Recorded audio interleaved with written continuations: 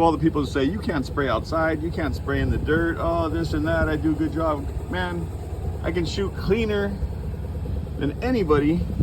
You see no flaws, nothing, no flaws. Look how glossy that is. I can see my reflection. No dirt.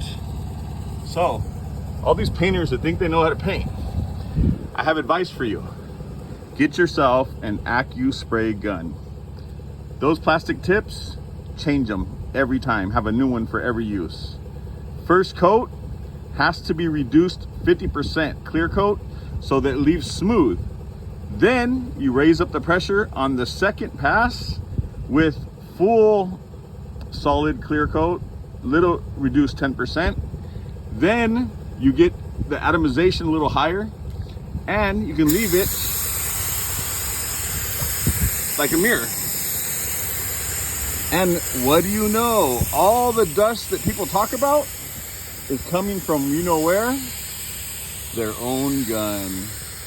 Wow, what do you say about that?